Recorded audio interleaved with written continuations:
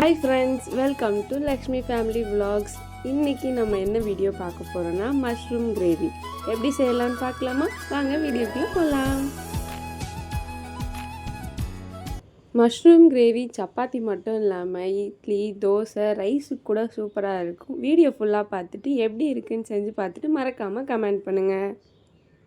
அதுக்கு சின்ன வெங்காயம், தக்காளி, மஷ்ரூம், அப்புறம் ஹோல் ஸ்பைசஸ் எடுத்து வச்சுக்கோங்க. அடுப்பில் கடாய் வச்சுட்டு எண்ணெய் ஆட் பண்ணிவிட்டு ஹோல் ஸ்பைசஸ் போட்டுட்டு நம்ம கட் பண்ணி வச்சுருக்க சின்ன வெங்காயம் ஆட் பண்ணிக்கோங்க.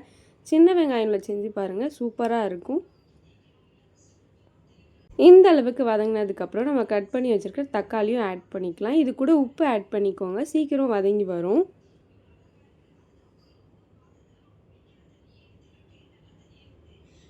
இந்த அளவுக்கு வதங்கினா போதும். இது கூட இப்போ நம்ம கட் பண்ணி வச்சுக்கிற மஷ்ரூம் ஆட் பண்ணிக்கலாம். நாங்கள் இந்த கிரேவி 6 பேர் சாப்பிட்டோம். நீங்களும் செஞ்சு பார்த்துட்டு எப்படி இருக்குன்னு எனக்கு கமெண்ட் பண்ணுங்கள்.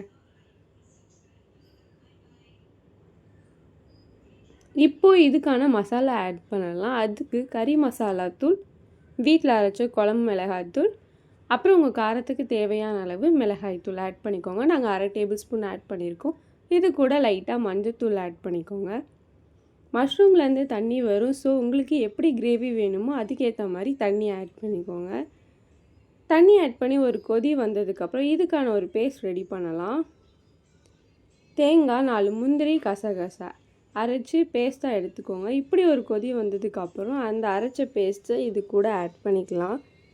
நாங்கள் கிரேவி கொஞ்சம் திக்காக வேணுன்றதுனால லைட்டாக மட்டும் தண்ணி ஆட் பண்ணிக்கிறோம்.